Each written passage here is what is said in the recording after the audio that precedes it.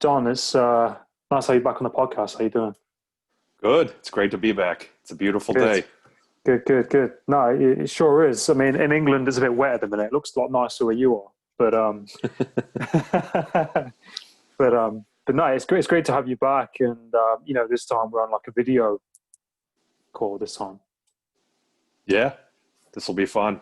yeah, it'd be good. But yeah, I just thought I'd start off by kind of like because we've got like a few questions and we're kind of free flow.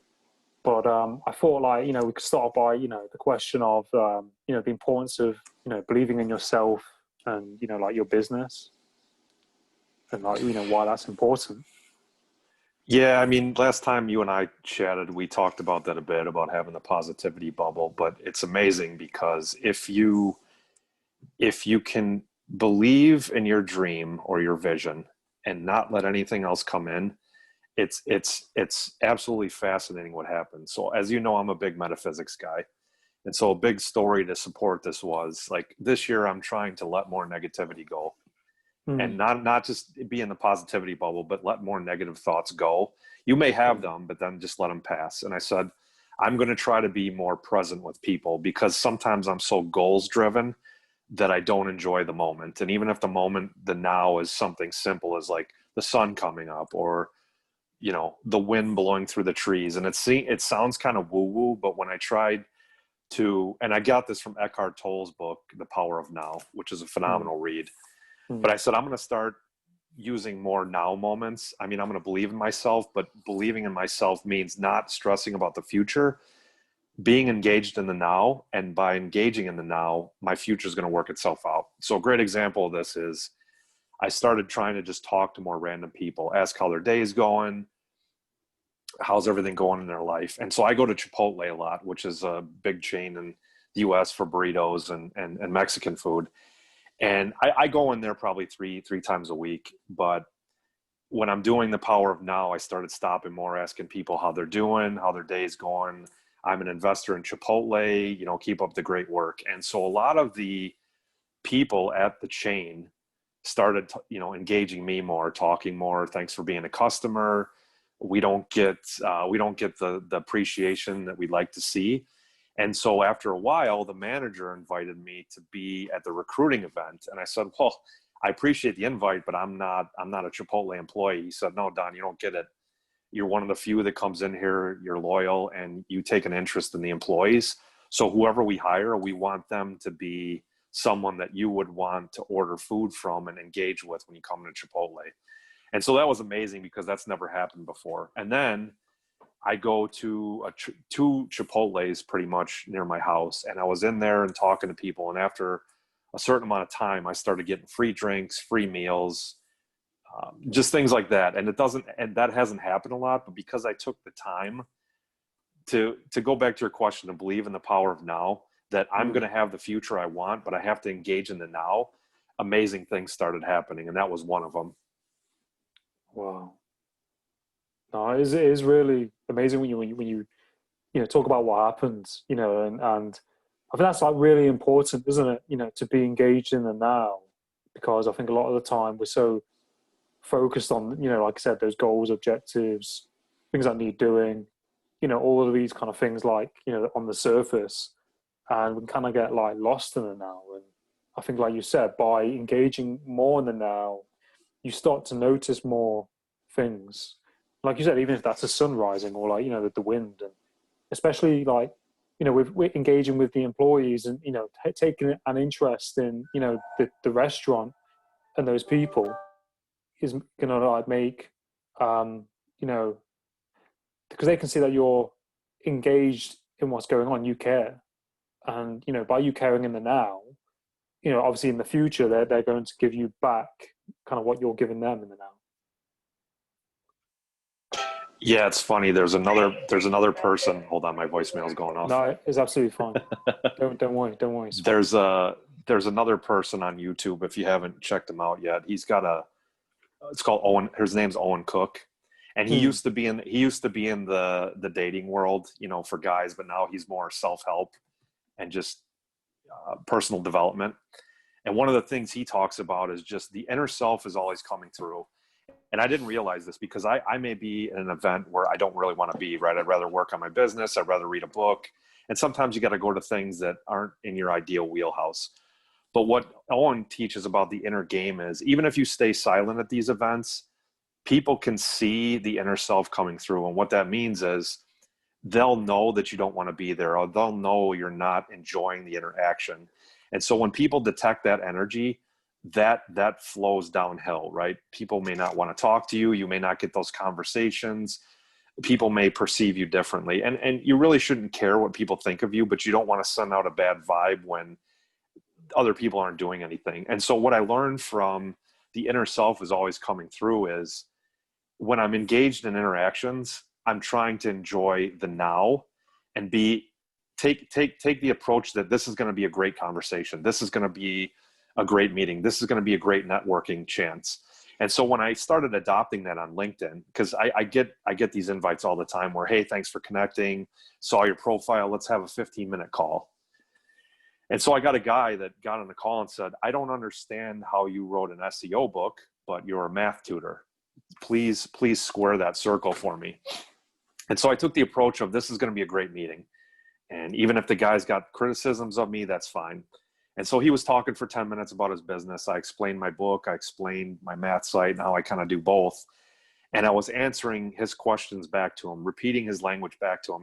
And about 10 minutes in, he said, Don, you know what?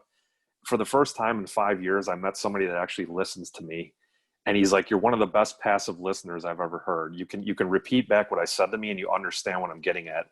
And a couple of years ago, that wouldn't have happened because I wasn't living in the now, but I'm trying more to do that. And so that conversation, which was a random 15-minute conversation, which started as a criticism of, well, you're a math tutor, but you do SEO consulting, turned into maybe a 4 or 5 figure consulting contract because the guy wants to talk to me again. So it's just one 15-minute conversation, being present. I'm going to listen, even if it starts off on the wrong foot, like I said. There's a power of the inner self coming through, and that's really helped me embrace the power of now. No, that's powerful. That's really powerful. And I think that's amazing how, like you said, like, just by being more present and you're kind of like tapping into kind of parts of yourself, aren't you? The kind of deeper parts of yourself, just by being present, and you're engaging with people on like a different level by being present. And I think sometimes if people aren't present, and like you said, if somebody wasn't present and they were feeling a different emotional state, and that guy was speaking like that, it could be misinterpreted as being critical, and that other person could have probably been critical to them. Like you said, that opportunity next time round wouldn't exist.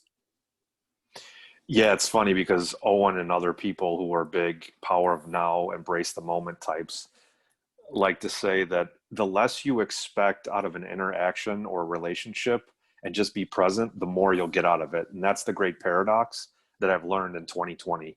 As I take that approach more with LinkedIn contacts and Zoom calls and things like that, is just, I'm going to enjoy this person's presence. Maybe we have different views. Maybe I'm not going to get any business out of it, but I'm just going to enjoy the moment and trust in my instincts to take me where I want to go.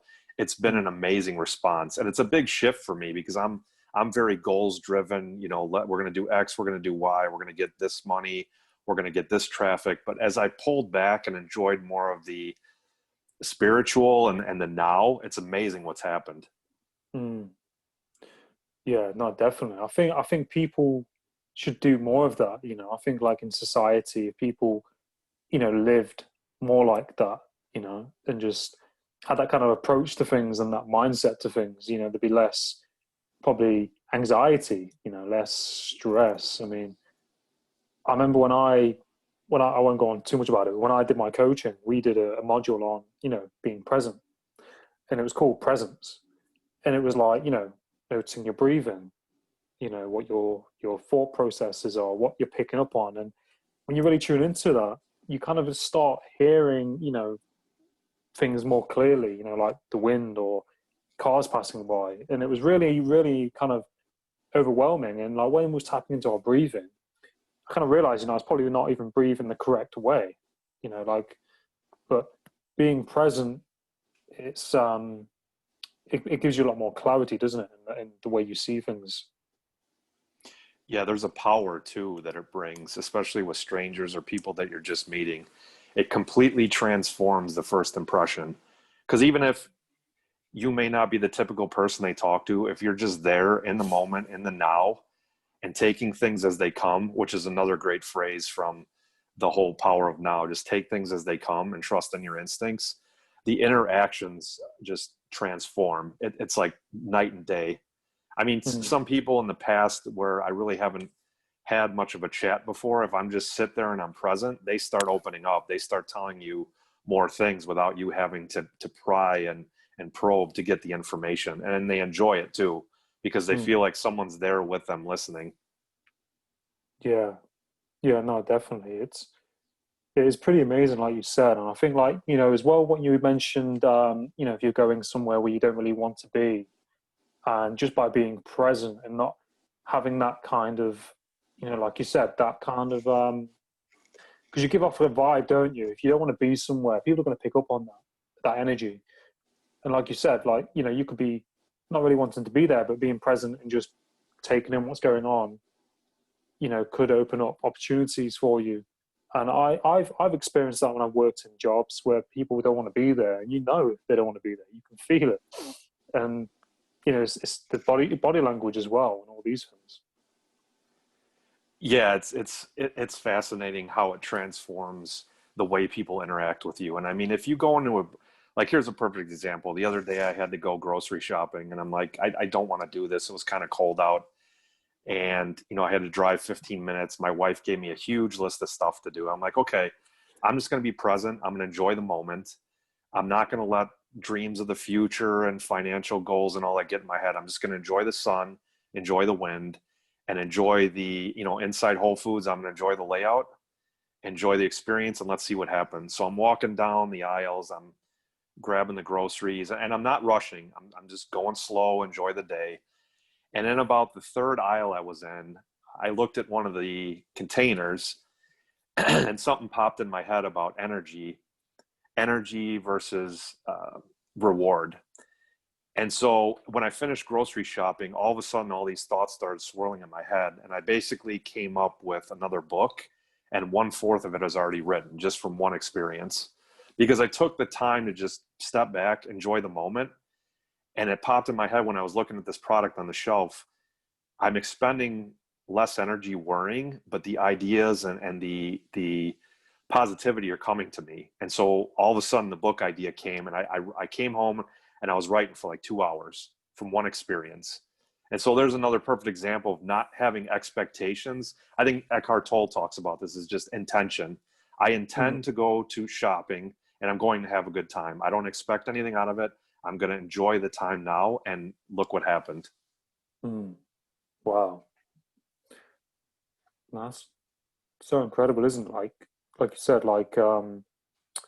by just changing that narrative, isn't it, in our minds, the way that we're approaching situations before just kind of going into situation and being cluttered with other different thoughts and things like focus in the future. You kind of got that clear space where things just can kind of come to you, and then you've ended up doing a that idea for the book. That's amazing. And I think as well, like, I noticed, like, if sometimes if you have a shower or something, I get it. Like, you get like an idea pops into your head because it's like that kind of moments you kind of with yourself and you kind of got that bit of space, and it's great.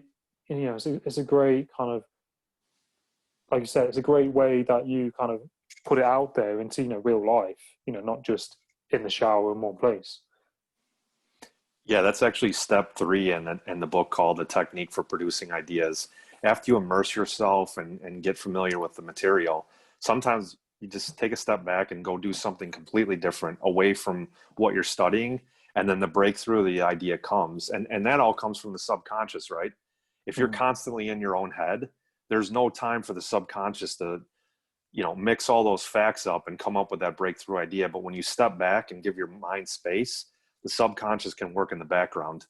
I think we mm. talked about that last time too, is some of the Yeah. $1 million writers of sales, they go to sleep and ask their subconscious, I need I need a great idea tomorrow, and they fall asleep, wake up, and there it is. Mm. Yeah, no, yeah, we did touch on that when we last spoke, and it's fascinating, the power of a mind, and just through like the way we believe about ourselves, the way we think, and really tapping into ourselves, isn't it? Really, and believing that things are possible. Because I think like if you believe that something's going to work out, it'll work out. If you believe it isn't, then it won't. And it's like I see people, the words people use sometimes, and they can be like quite critical about things. And I'm thinking, well, you're people can say, "Oh, I'm stressed out about X, Y, Z," and it's like, well, you're giving your energy to that, so you're going to get stressed. Yeah, I mean, if you take the approach of you have a certain amount of energy to give every day, and if you treat it like a bank account where every negative thought or negative emotion is a withdrawal, but every positive emotion, and when you draw off the environment, that's a deposit.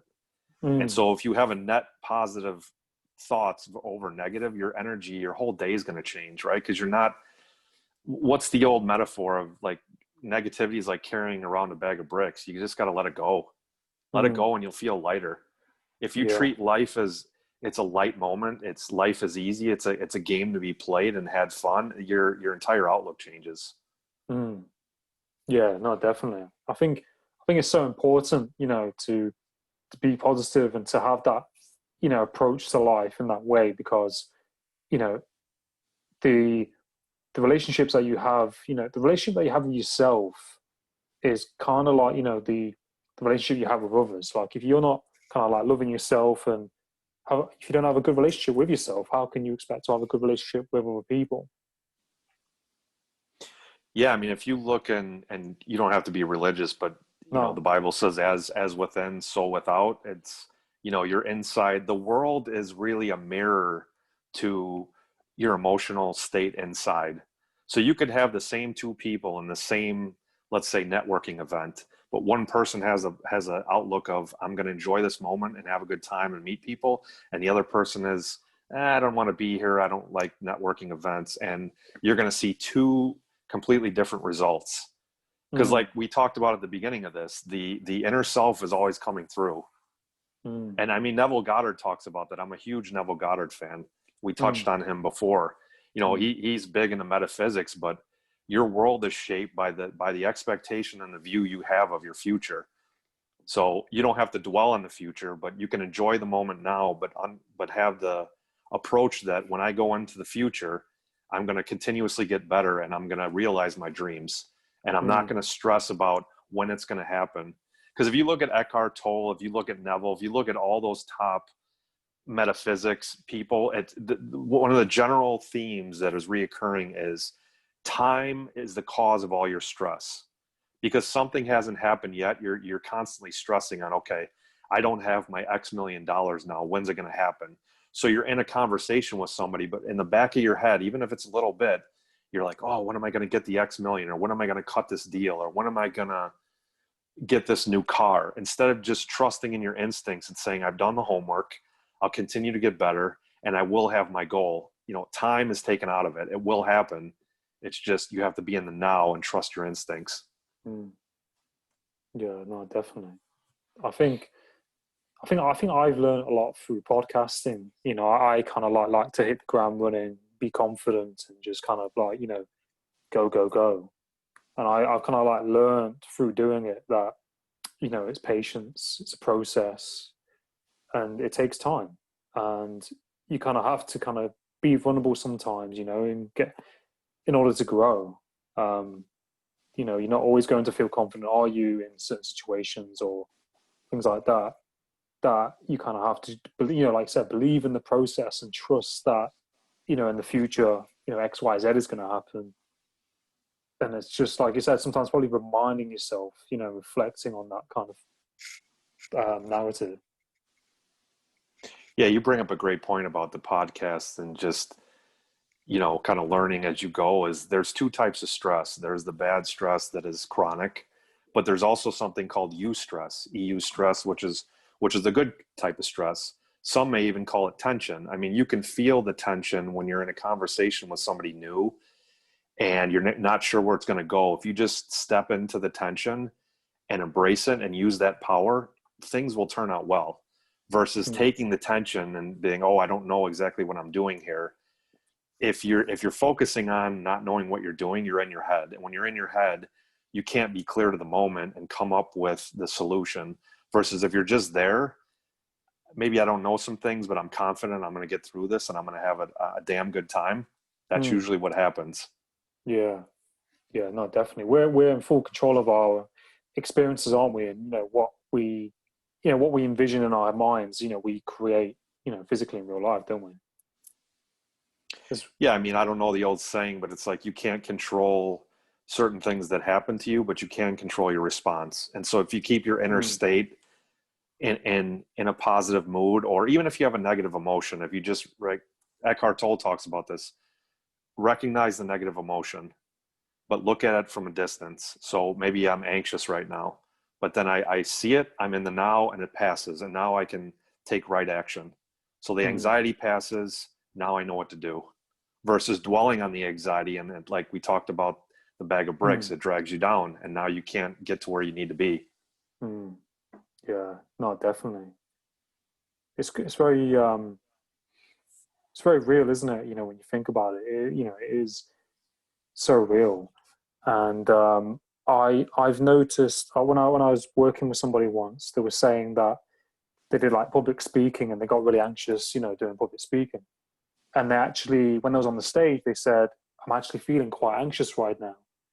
And then this person owned that feeling, and it went, and it kind of let the people know in the crowd that, okay, she's a bit nervous. They're not getting a wrong message from how she's coming across.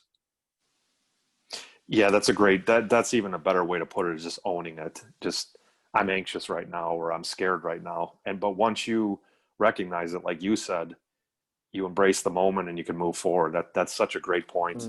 Mm.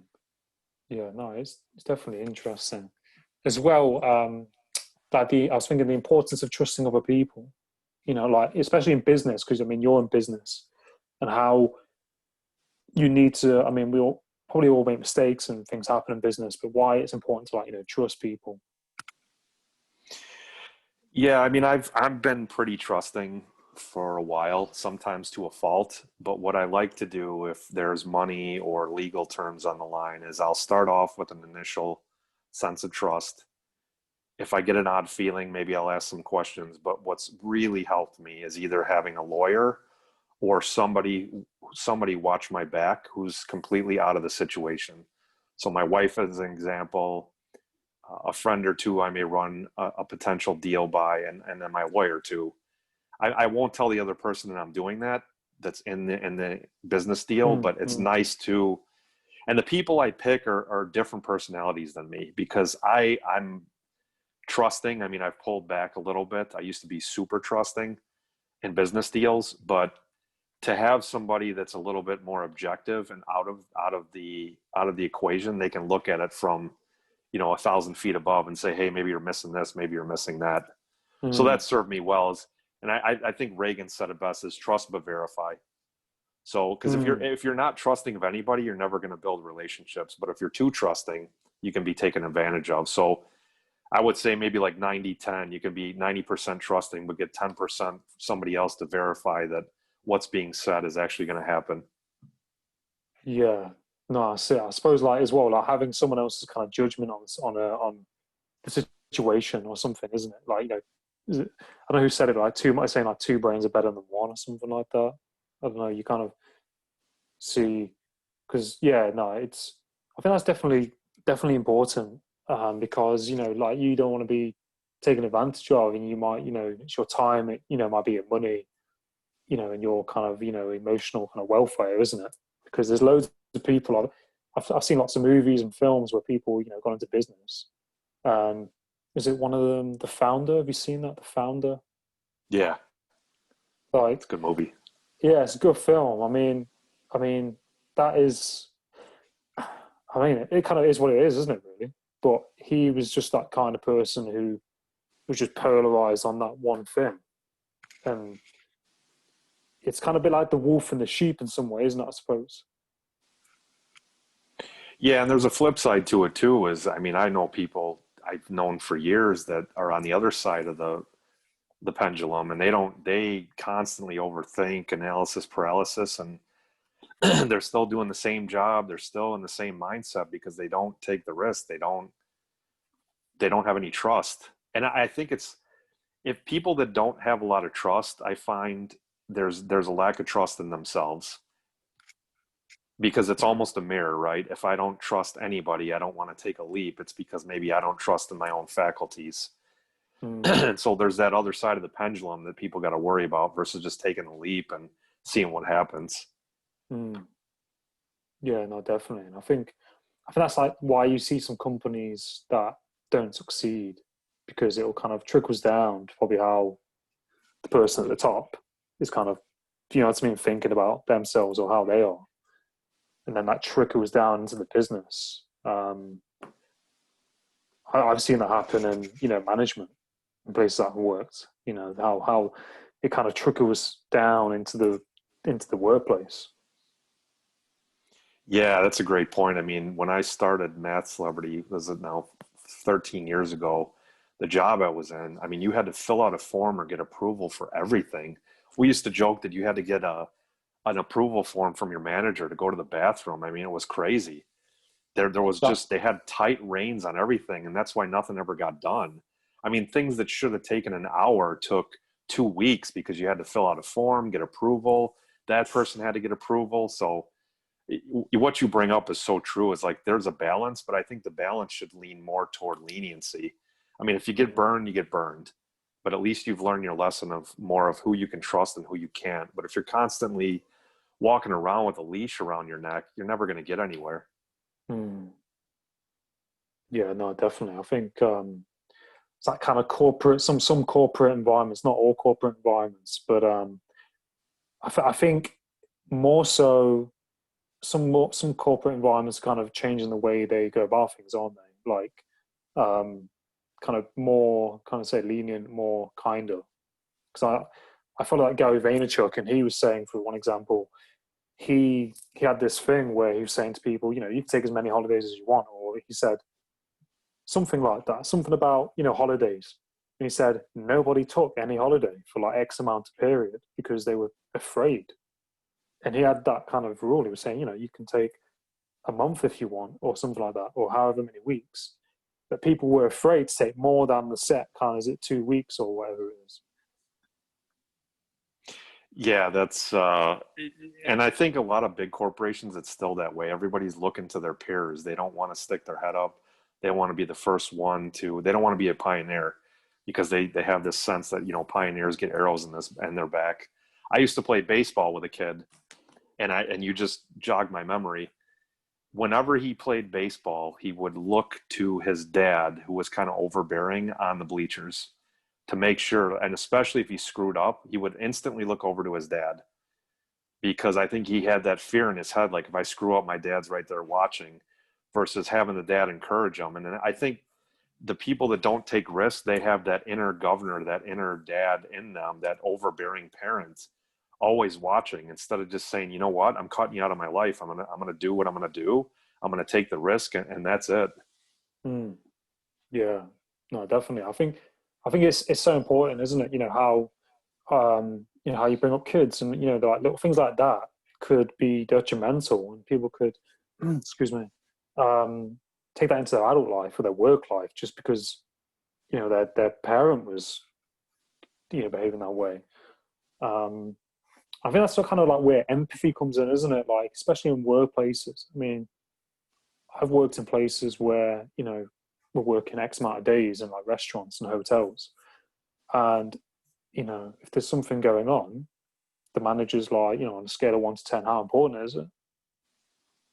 And you're like, well, you know, there's not much empathy there. But I think, you know, through that empathy and understanding, people are going to want to work more in that place if they feel valued. Yeah, what a great point. I mean, empathy should be adopted more in corporate workforces and startups. I mean, if you look at all the best startups, now they're huge corporations. But if you go back to the earlier days, Google, Facebook, Apple, those teams were encouraged to break things, go fast and break things. Learn your lesson when things go wrong, but go fast, break things. And the idea behind that is, as you break things, you learn, you get a little better. You break the next thing, you learn, you get a little better. Pretty soon you can go 90 miles an hour and rarely ever get into an accident. But if you do Mm, that early when you're still growing, that's the time to make mistakes. And if like you said, if the manager gives the employees empathy when a mistake is made in growth mode, of course they're going to do whatever they can to make that product as best as possible, because there's going back to that inner parent. There's not that scolding parent there to say, oh, you made a mistake, don't ever do that again. mm, yeah. No, that's a really good point. And it just kind of shows you, kind of highlights, the kind of importance of that. And you kind of look at where they are today. And, if you have that approach with your employees, then, the only way is up, really, I suppose, because they can adapt and make mistakes and get better and improve.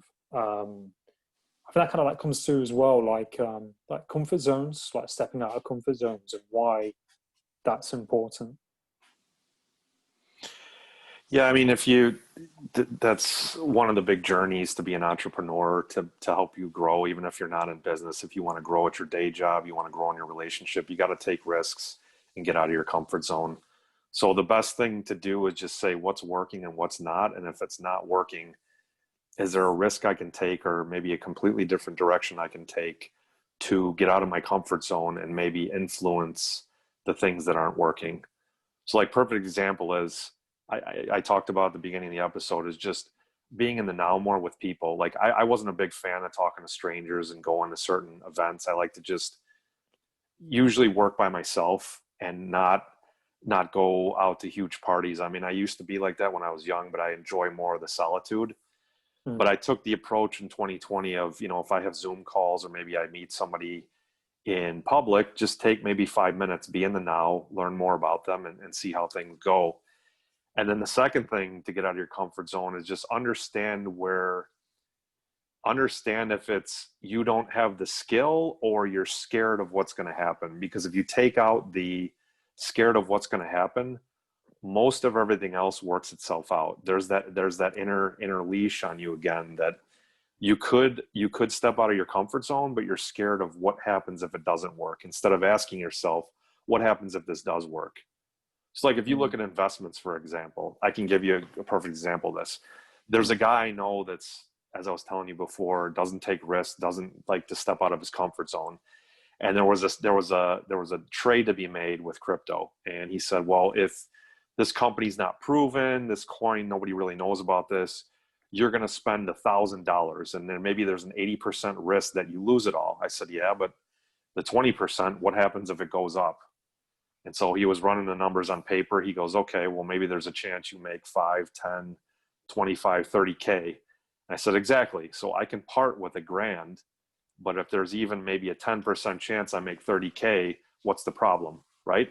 If I lose the money, I learn more about the crypto market and I learn more about the players in it. So what mm, are you so scared of? Because we've spent time saving up money, so I can part with $1,000 if I mm, have that upside of making 30K. And the same goes, like you said, stepping out of your comfort zone with relationships.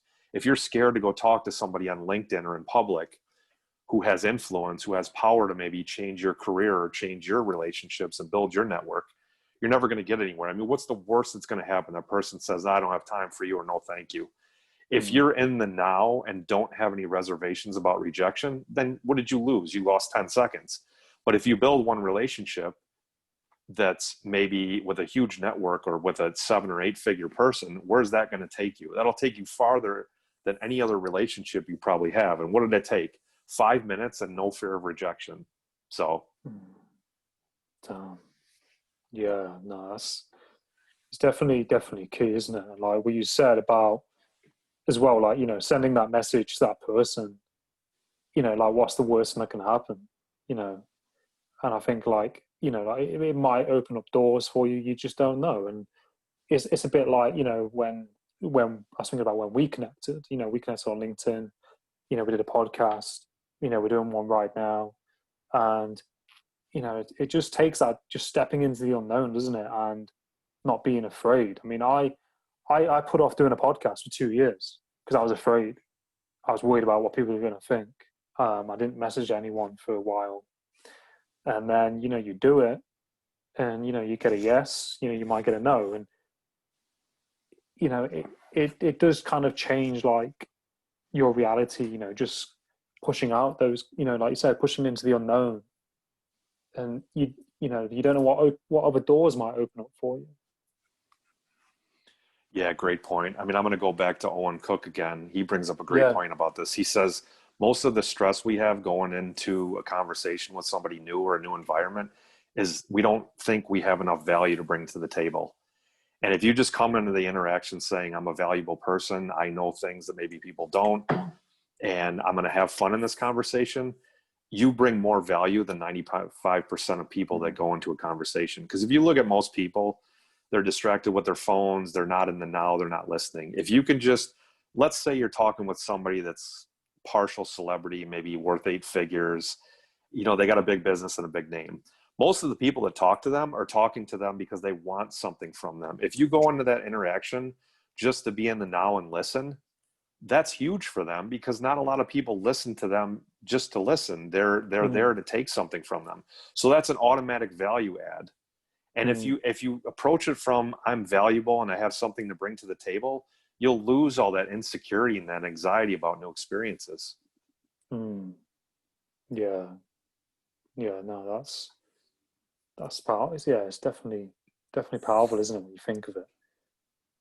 Because it's like, I think a lot of people sometimes who probably are in those positions, they probably don't know who to speak to, because they've probably spoken to people who want something from them, you know what I mean? And then like, who do I speak to? Who can I trust? And all the rest of it. I mean, I think I was listening to a Joe Rogan podcast, and he was talking about the same thing. He was saying like, the people out there who are really famous, and he's like, who they talk to other famous people because they're famous, and this kind of stuff.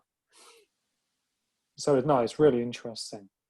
As well, like you mentioned, you've been up to different things since we last spoke. You mentioned, I've got it written down here. You mentioned the water secret, is it? Water secret? Yeah. So for a while, I was drinking a lot of tea and some soda and probably not enough water, although I lied to myself and said I was. And earlier this year, I had some cuts on my feet from walking around a lot with the kids, and they weren't healing up. And usually I healed fast. And I couldn't figure out why, because other cuts I've had healed. And so for whatever reason, I'm just sitting there thinking, what lies am I telling myself about why this isn't healing? Because most likely it's something I'm stupid that I'm doing or not doing. So I went and I wrote down what I was eating and drinking every day. I said, you know what, maybe I need to be drinking more water. So I used to drink like 3 or 4 glasses. I said, let me turn it up to 8, 64 ounces. And I got that waterlogged app to track it. And so when I did that, within 3 days, all the wounds on my feet healed and they never came back. And then not only that, I had jaw pain, because when I program, I clench my teeth. As I drank more water and laid down at night, as well as buying a new pillow that was specifically for side sleepers, I never had any headaches again, no jaw pain, and all my feet wounds healed. It was like two little levers to pull and it was gone. And so the lesson in this is just don't lie to yourself, right? If you've been doing something for a while and you're not getting results, sure, there may be other people involved, but if it's something where you're the big actor on the stage, it's probably something you're doing, and it's okay. But the first step is just admit, what am I not doing, or what stupid thing am I doing that I need to cut out? And so something as simple as 8 glasses of water a day and a new pillow, the sleep, the skin, it's crazy how much has changed. No, that's incredible, and it just shows you how important it is to drink water. Just something so simple, drinking water. Yeah. It's crazy, isn't it? Like, it's making me think about for example, I kind of did the same. Like, I didn't really drink water too much sometimes, and I would lose track of how much water I was drinking. So I bought like one of these like big water bottles. It looks like an Yeah, artillery. Looks like an artillery shell, but and I think I keep more track if I've got water in this. I mean, that's what works for me. And I think like 2 of those is like your daily amount or something like that, whatever it is. Um, but like you said, like with water, I mean, you do notice a difference if you from when you drink and when you don't. But I notice, your skin dries up and you I think you think more clearly when you drinking water as well. Oh yeah, you're more relaxed. And I mean, I drank less carbonated drinks. And the other thing Mm, is it helped me lose weight. Because if I chug 16 ounces of water in the morning first thing, not only does that clean your system out, you're not as hungry. So I was able to cut mm, a few more pounds. So doing the same routine, same everything, just pulling one lever differently, and it made all the difference. So little mm. things like that is it's fascinating. Yeah, no, definitely. As well, you mentioned like your site traffic is um, had an increase as well. Yeah, I mean, when COVID started here in the States, our traffic was shooting up. We were already doing good, but it was shooting up because remote learning. And we just clocked in September stats have been finalized. We had 800,000 unique users in 30 days. I'm still blown away. Oh And my my initial God. projection for this year was 5 million back when COVID started. I think we're going to crush that Mm, because it's just, they keep coming in and I've made some changes too. I mean, it goes back to, you talked about the comfort zone. One of the things I kept lying to myself about was, I can just do word problems manually. And some of the spelling mistakes, it's the student's fault, it's the parent's fault. They got to learn how to spell. Well, when I fixed those common misspellings and I did more of these since we last talked, people were staying longer, running more problems. And it's, those are quick fixes for me. I mean, 5 or 6 spelling corrections I did maybe took me 5, 10 minutes. The entire site updates for the spelling correction. Well, now those problems are getting through and now they're getting shared.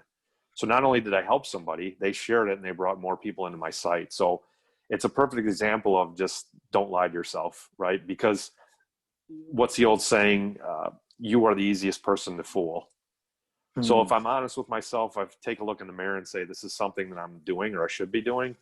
It all starts to work itself out. So I'm excited about the year. I mean, we're gonna we're gonna crush 5 million. I'd like to do more than that, maybe 5.5 or 6 million. And because of that traffic, we're getting more people that want to partner up with us. So affiliates. I've got a 10-year New York City public schools teacher who wants to be a tutor for us. And with wow. that, she brings the credibility. I've got people that may want to invest. So it's exciting. It's an exciting time to be alive. Mm. No, congratulations on all that you're doing and the amazing website that you have. I mean, I told my mum about it, and I just like I told her about it when we did the podcast and the website, and I showed it her because I think my mum was like thinking about my brother probably doing it as well. So you never know, you might have someone else signing up. Very nice. I appreciate it. Yeah, but I mean, it's amazing as well because like when we last spoke, like I remember you mentioning that before you did the website, people were like, it won't work, mass website, and you went and did it, and I think like you said, that's why it's so important to believe in yourself and just to do it, even when people around you don't think it's going to work out. Yeah, the toughest thing in the entrepreneurial game, and I'm sure you know this, is when things aren't going well or they're stalled out, you're the only person that's going to keep you going.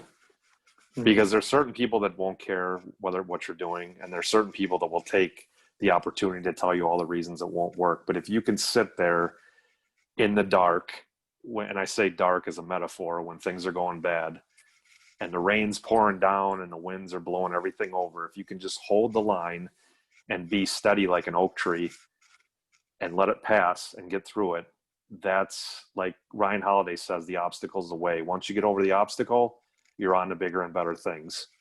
And mm, with each obstacle you jump, that's more competitors, more people that get left behind. Because now we're starting to go up against huge brands. And I'm one guy, right? We don't have any employees. It's just me and software. But now we're starting to be mentioned in the same conversations on the same sites as sites like Chegg, sites mm, like Huntington Learning Center. These are 100 million, some $1 billion brands. mm, And sure, we don't make the sales that they do, but we're getting in the conversation. We're getting mentioned. Mm, So it's nice to see after 13 years, you keep pushing, correct your mistakes, and you finally get to a point where the momentum actually starts working for you versus you working against the momentum. mm. Yeah, no, definitely.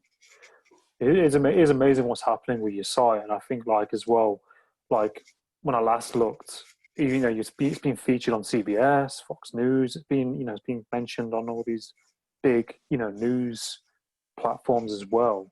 And with your website, I just wish you all the best, with it. And I think it's amazing, what you've done.